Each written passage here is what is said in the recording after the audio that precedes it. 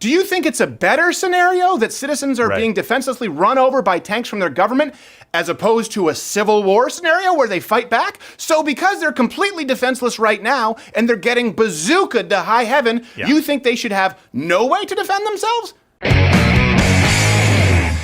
Top 5 lessons learned from Venezuela. Let me ask you this. What have you learned most from the story unfolding in Venezuela? Everyone's been talking about Barr. This has been a little lost in the shuffle. Yeah. Nothing surprising.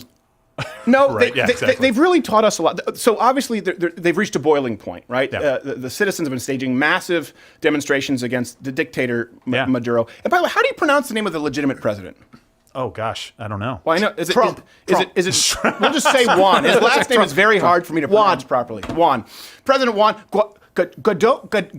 I don't know. Not gonna work here. But anyway, there have been demonstrations going on, obviously against dictator Maduro, who is not recognized. So Juan, the other guy, recognized as the interim president by both the United States. This is important to note, and other nations. Actually, I think we have a clip and a freeze here to show you what's going on. We just froze it. We can't show it because they've been running over dissidents with tanks. And Maduro is, for people who haven't been following, let me give you a brief kind of history lesson. He's a socialist turned dictator, but I repeat myself. Is that better? Slaughtering civilians. And this is what's so important. People say, well, no, this is an example of pure socialism, okay? The most tragic thing here is that it is entirely predictable. This isn't the first time this kind of a government has run people over with tanks. No. And before you say that it's not true socialism, let me walk you through the top lessons we've learned as to why it is.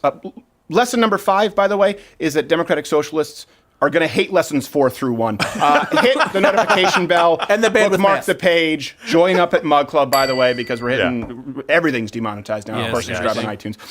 So the 4th lesson that I think is most important here is that socialism doesn't work. And I know this is a lot of people say, well, this isn't. No, hold on a second. We're not talking about places like Venezuela. Actually, do you know how I know you? Bernie Sanders and celebrities have long praised Venezuela and other South American socialist countries. What they did it when their economies seemed to work. Way back in, 1961, they invaded Cuba. And everybody was totally convinced that Castro was the worst guy in the world, that all the Cuban people were going to rise up in rebellion against Fidel Castro. They had forgot that he educated their kids, gave them health care, totally transformed the society. You know, it's funny, sometimes American journalists talk about how bad a country is because people are lining up for food. That's a good thing. In other countries, people don't line up for food. But the rich get the difference. food and the poor starve to death. He doesn't understand. His view is skewed because there's no lineup in the prune juice aisle. By the way, when people argue that it's not real, do you know how I know that it's not true? Still today, okay? Bernie still has an article on his website today, right now, that claims Venezuelans are living the American dream better than those in the United States. Today, right now. And I guarantee you, after this show, they'll probably wait 2 weeks until this blows over and then remove it. And then you can time machine go back to today, right now, this Thursday. What's the date? May 2nd. Thursday, May 2nd. Still says on Bernie Sanders' website, official website, that Venezuelans are living the American dream. Is that lining up for toilet paper and having to eat dogs because you're starving to death? I don't remember that being the American dream. The idea, you cannot simply say it's not real socialism because it doesn't work now. You praised it. Bernie still praises it. This is what you wanted. It's what you got. It's over. You're done. Screw your attempted pivot to Denmark. They don't want you. By the way, Maduro was elected. If you say it was a special election because Chavez died, fine. So did Chavez was elected. You asked for this. The scales were tipped a little bit by endorsements from one Jeff Spicoli and Bernie Sanders. Still pretty fair and free. Sorry, leftists, you can't blame this on corrupt leaders. No. When your system, this is what the system of socialism is what grants them unbridled power in the first place. Exactly. The fact that a socialist turns into a dictator because you created the sole environment where he can become an all-powerful dictator is your fault. Yes. And we already did a video debunking John Oliver's lies, specifically on Venezuela, why it failed. You can watch it on the channel. But let me give you kind of a brief summary for people who don't understand. They try and say, well, it's about the economy. No, okay. Venezuela, most oil-rich country in the world. One of them, more so than Saudi Arabia. A lot of people don't know this.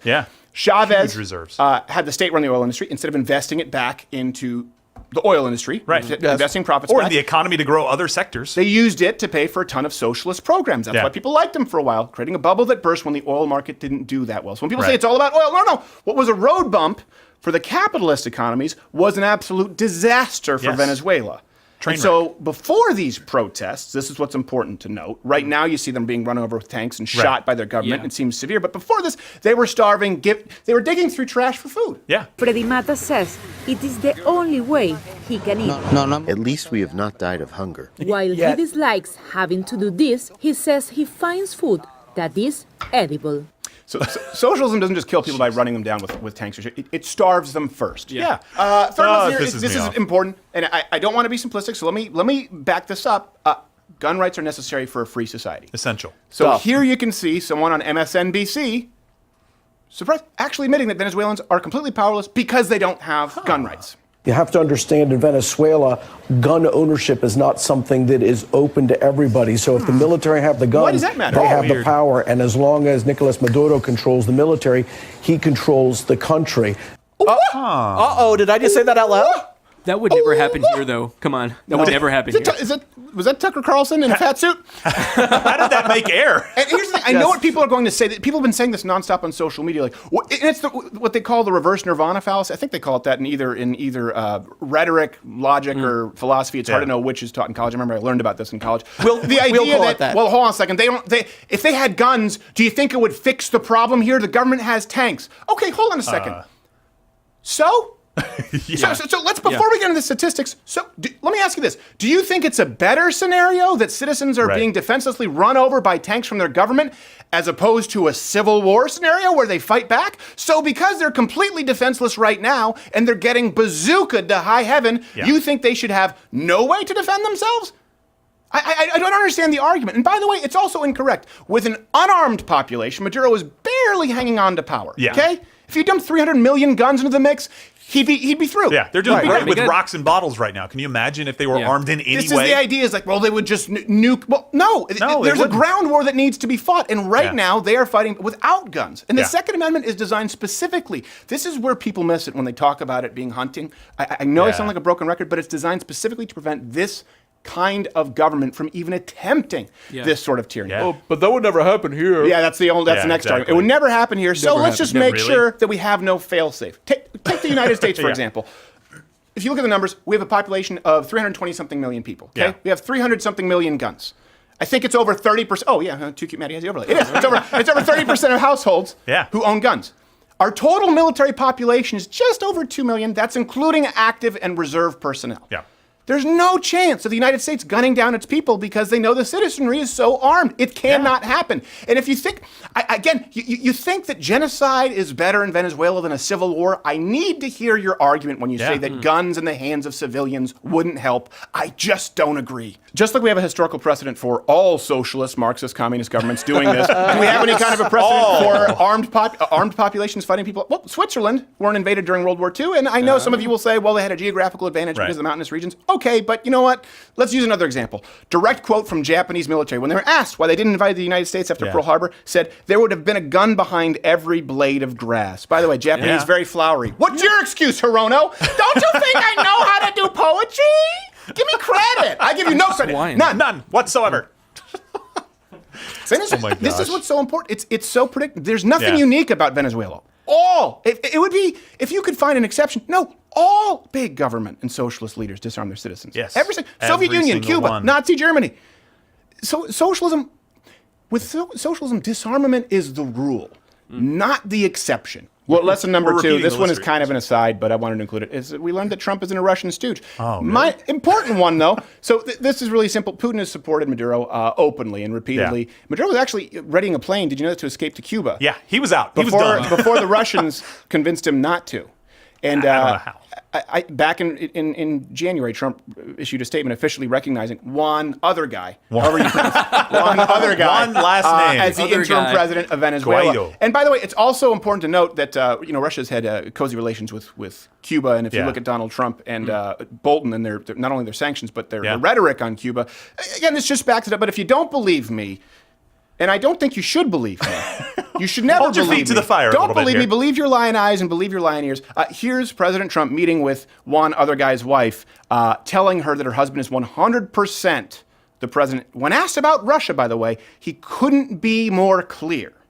We are with Venezuela. We are with your husband, as you know, and you're with the people that he represents, which is a big big majority of the country. Here it comes. What sort of complications does the Russian involvement now pose? Russia has to get out. What? All right, what's your next question? Someone's in the Kremlin's pocket. Whoa! That's awesome. What do you think about Russia? Scrub. Okay. All right. get out. Like, it couldn't be more forceful. Not only does socialism not work, but the macro really works. Socialism is outright evil, and I've talked about this many times. Yes. It's not compassionate. No. Maduro's army, they're running people down in the streets, shooting them. Yeah. This is where socialism always ends. How is there any question as to this being pure evil?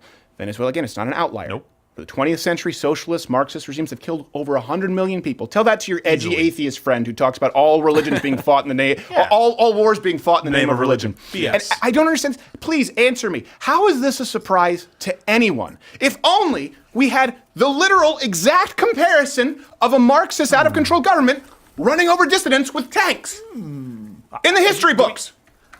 Is it possible? Somewhere, maybe. You starting to get the picture? And this is the issue. We have to go to Senator Rand Paul in a little bit. Socialism, it starts with, it can only function with an entirely powerless and entirely defenseless society. And the two are different things. When I say powerless, I mean people who are reliant on the government for their health care, reliant on the government for their education, reliant on the government for their welfare, for their ability to live. You suck the soul straight from somebody's body. And when I talk about defenseless, I'm talking about systematic disarmament. And one, of course, precedes the other.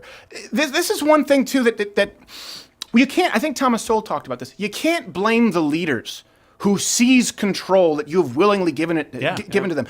At some point, maybe it was democratic, but guess what? At some point, it's not going to be. Let's not say Bernie Sanders is a Maduro. I don't think he would be. Maybe not the next guy, but it could be the next guy and the next guy and the next guy, and you're too far in because you're dependent on the government based on these policies because you thought you were getting a gimme. And let me something else here that I think is important to note.